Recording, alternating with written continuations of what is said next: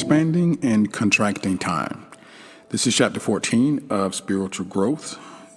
This is becoming our higher selves, becoming your higher self. This is a book by Sanaya Roman. We are moving quickly towards the end. Thank you for joining me today.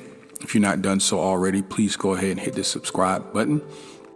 You'll find in the description below that we have a free gift for you. Please make sure that you sign up to get your free book as it relates to the importance of a personal meditation and yoga practice. Very beneficial, and that is free just for joining us here. So let's get started. Today, we're going to be talking about time. The benefits of this discussion is really to determine how we can better utilize our time and really see time, change our perspective, our paradigm as it relates to time. We all would like to have more time, or in a different way of saying that we would all like to get more done with the time that we do have. So let's talk today about how to do that. Now, time is not real and fixed as we might believe. In the higher dimensions, all that exists in the eternal now, the present moment of multidimensional time. When an idea is conceived, it's conceived completely and is conceived from the beginning to the end. So your higher self sees things completed, your source, your God, however you refer to that higher level energy that you have, that you're connected to. You do realize that we exist in these physical bodies in an element of time.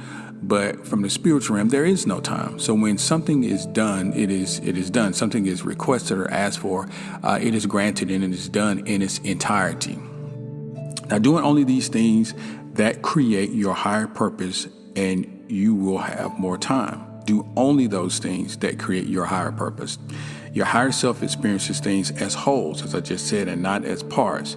It has an overview, and it sees every event from the beginning to the end. You can experience time as your higher self by experiencing things as wholes and not as individual parts. You can do this by going as high as you can, viewing the larger picture of your life. You can do this with each project that you're working on, having a vision and getting a sense of all the steps that are involved. Complete the picture, and the higher your focus, the more you will know which activities are important to your higher vision and which are not. So just imagine before you get started that you understand which areas to concentrate on and, which areas are not that important. You would obviously go to those areas that are most important. The time you save can be made available, obviously, for other things. Hence, you'd be maximizing your efforts and maximizing your time. And before you take action, just think about why you are doing something. Think about why I'm doing this. Put it into the larger perspective of your life. Ask yourself, how is this action accomplishing my higher purpose? Does it have to be done at this moment? Do I have to do it right now? Is there a higher way to do it? As you put things into your larger perspective, you will be doing only those activities that serve your higher purpose. And what better way to be able to maximize our time and our energies and become overall, keenly productive than using this particular process? Ask yourself, hey, what do I need to do? How is it contributing to my overall life purpose? And allow yourself to answer so that you can begin to work on those areas and on those areas only. And as you begin to put things into the larger perspective, you will only be doing those activities that contribute to your higher purpose. And of course, we're always talking about our higher selves. Our higher purpose is the core of that, becoming our higher self. So we always want to be focused on those things that are contributing to our spiritual growth, which of course can be said as your higher purpose. Ask what your higher purpose is in the next day, the next week and month, and how what you are doing right now fits into that. Mentally run through your upcoming day and sense which activities and which order of them feels good before you jump into action. A few moments spent putting things into higher perspective may save not only hours each day, but even months of unnecessary actions. A lot of times we feel unmotivated, or we feel somewhat flabbergasted because we feel like we have so much to do that why even get started? Here's a way to help you get out of that mindset and to change your paradigm. Understanding that you are connected to the omnipotence, the omnipresent, the omniscient source of all things, which of course is your higher self. Use that connectivity, use the power of your subconscious mind to begin to discern, to get answers for yourself as to how am I to proceed. I want to feel good today. I want to be productive, and being productive is part of feeling good. You know, a lot of times if I have days and I don't feel like I'm keenly productive, then it tends to make me feel a certain way. And then obviously the days where I'm most productive, I have a high level of energy. I mean, I can do more things. The more things I seem to get done, the more things I want to do. And conversely, some days it feels like I'm not getting anything done. It feels like I'm starting things, but I'm not really accomplishing anything. I'm not getting those things done. So I have to remind myself to take the time to ask my higher self, what are the things that I need to do right now? What's going to be most productive for me today? Now, follow your inner guidance to get things done easily and joyfully. Following your inner guidance will give you more time, as well as speed up time, for you will create things so quickly that you'll have time left over to do other things, which is kind of what I was just talking about. Some days I feel like I start off, I have a morning routine that starts about 5:30 in terms of meditation and reading and preparing myself for the day. But it feels like some days before 9 o'clock, I've gotten so much stuff done that the rest of the day is wide open for me to accomplish things that maybe I'm behind on. And then other days, if I don't hit the ground running and get into my routine, get into my morning routine, I feel like I'm leaving things behind, like there's something that I didn't do, which makes me feel like I am behind. So it's all in perspective. It's important to follow your feelings and your intuition, for they'll put you in the higher flow of time. And flow's important. The new time is intuitive, not linear and sequential as in the past. It's intuitive. You can no longer figure out when to do things solely by using logic and still be in the higher flow when things happen easily. Let's talk about flow for a second. I talked to you earlier about the connectivity to your higher self. I journal, and it's a thing that I would suggest and recommend to folks as it relates to being able to reprogram yourself and program your subconscious mind and manifest quickly things that you want and things that you desire in your life. So basically what I do every day, every morning, I write as if the day has already completed. I do the same thing at night. I write as if events that I want to have happen and manifest in my life have already been done. And what I find as it relates to flow, one of the things that I say is that each day it is easier and easier for me to be in constant flow with my higher self, because that is something that has not always been the case, but I do know when it does happen that there's a significant difference in my production throughout the day. And it's a significant difference in my quality of life to know that I'm in flow. Because ultimately, if you think about it, the things that we want to manifest, they're only symbols. What are they symbols of? They're symbols of your connectivity and your flow with your higher self, with your source. The reason they manifest and the reason you're able to obtain these things that you desire are because you're in flow. You're connected to your higher self. You are able to conceive an idea, habitually think about it in a positive way for a period of time until it manifests into the physical realm. And that is the symbol of your flow with your higher self. Whether it's a car or a house or a spouse, it doesn't really matter. They are just symbols. And really what we want, the reason I'm saying this is because really what we want is to be constantly in flow. The flow and the connectivity with our source is what keeps us joyful and peaceful and secure and free and independent and all those great feelings that we think money brings us. But money is just a marker. It's just a symbol. It's the flow that we really desire. Now, to have more time Slow down for a few minutes when you finish an activity. Before you go to another activity, just ask yourself, what do I feel like doing next? What would bring me joy? And then listen. Listen to what your responses are from your higher self. And then take action. If you follow your intuition, take action only when it feels right. Things will get done in much less time than it would if otherwise expected, and you'll be able to do far more than you can imagine. You flow with time when you stay in touch with your feelings and your higher purpose. You're always directed to your higher good, even in the smallest ways. Have you ever had an urge to clean your house and then had a special unexpected caller? Your higher self looks out over the universe, sees what's coming, and constantly broadcasts messages to you to assist you in being in the higher flow. Again, the flow, that's what we want. We want to have the intuitive peace, the vision from our higher self, and the power of our subconscious mind brings us into that connectivity, and we're able to intuitively just know what to do when. And there's nothing better, no better feeling for things just to work out.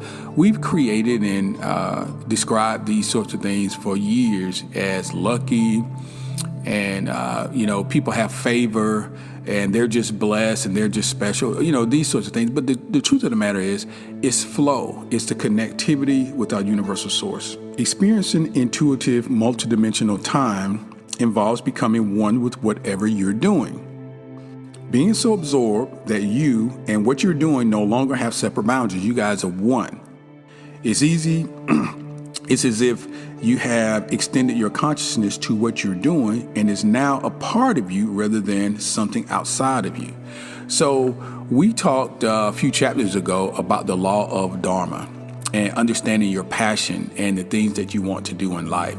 So, for example, if you love photography, which I do, or if you love videography, which I also do, there are days and times where if I'm working on a project that I just lose sense of time because I'm very passionate about it. I love to work in photography and videography, and whatever your passion is, it could be with children, it could be teaching, it could be with animals. I know a lot of people love to work with animals, rescue animals and things like that. Wherever your passion is, what it's saying is the things that you do, you're going to be so consumed with them. And the other thing is that you'll be doing them so well. You're so consumed with them that you lose track of time. So one of the ways to know that you're doing and working in the passion of your life. And another way to really maximize your time and to lose a sense of time. To create more time, watch your words and thoughts about time. Do you find yourself saying things like this? I never have enough time. I'm so pressured. I wonder how I'll get all these things done. Just remember, your words, your thoughts, and beliefs are all creating your reality. Of course, we know that. We've been on this channel for a while. You know it at this level, that your words, your thoughts, and emotions are your creator. And what you say and what you feel matters. Begin telling yourself you have all the time that you need.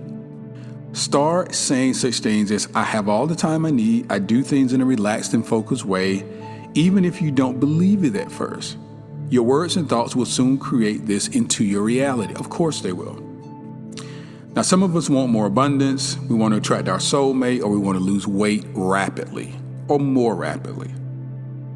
One of the ways to do that is what's called acting as if. And acting as if you already have something is a magnetic way of bringing it into your reality.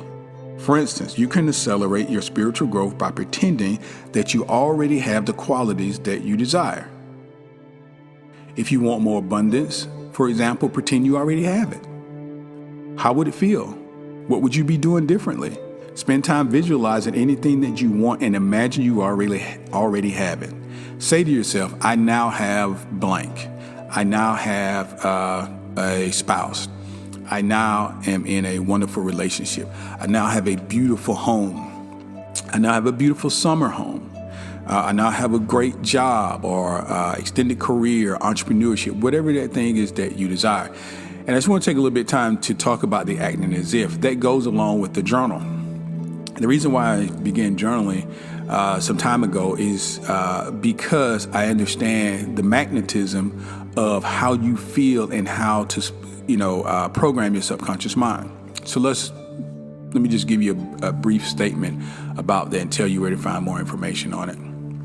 So you've heard me say on this channel many times before, I referenced Neville Goddard and his ability and keenness in terms of his teaching about living in the end, acting as if, generating the feeling of already having something before it materializes. And that, of course, is a biblical teaching. It's historical. The great teacher said, whatsoever things you desire, when you pray, believe that you already have them and you will have them. So this is something Jesus said thousands of years ago. And Neville taught it in a way that was so revolutionary and still is today. But unfortunately, many people don't understand the concept of them being creators, how things are created, and the power of your emotions and feeling like you already are what it is that you want to be. That is how the universe is going to respond to you. Not from what you say, but how you feel. So the example of being in a relationship. How would you feel if you were in a loving relationship? Think about this on a regular basis. A man is who he thinks he is. Ralph Waldo Emerson said a man is what he thinks about most of the time. This quote, this saying has been said by so many seers, so many people throughout the years. It is creation. So Buddha said this, Christ has said this. What we think about at some point will materialize. So we must guard our thoughts. Now, acting as if utilizes that power, but from a conscious standpoint. You're aware of it as a creator. So what am I going to do? I want this wonderful new house. And so each day, as I'm in my apartment or living with my parents or wherever I am, I'm going to visualize myself being in that home. I'm going to walk with my feet off or my shoes off in the carpet. I'm going to, sense how it feels to be in my master bedroom. I'm going to take a bath. I'm going to do everything that I would do if I was in the home. Now, here's the other part of that. Acting as if does not exclude you from any actual action. So faith without works is dead. Knowledge does not apply itself. All of that holds true. What I'm saying here, though, is you will be led in a way to do the things that are most productive for you to do to reach that goal. The universe, your subconscious mind, will begin to orchestrate events, places, circumstances, people, and resources so that you can, through the path of least resistance, obtain the thing that you want the most. But what you must do is fix a firm understanding of what you want, see it clearly within your mind's eye, and refuse to think of any other thing but that in terms of receiving it, and it will manifest. This is creation. To your higher self, time is simply the number of steps needed to happen to have something to occur. Think of what you want. Imagine going into the world of your higher self, seeing the whole of what you want to create. And if you can see it from beginning to end. Next, imagine you can sense all of the parts, the steps that need to be taken to create this. You don't need to know what the actual steps will be.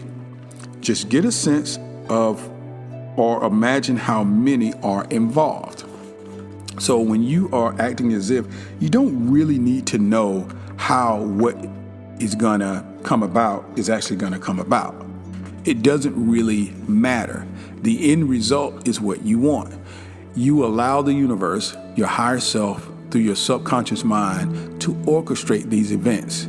Your only job, if we were to say it that way, is to maintain a positive and habitual thought pattern around the thing that you desire.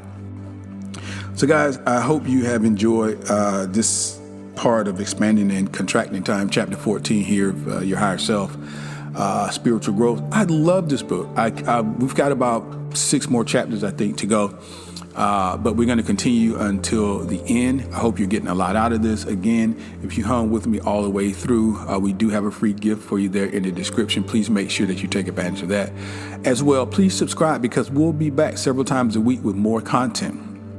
Thanks and have a good day.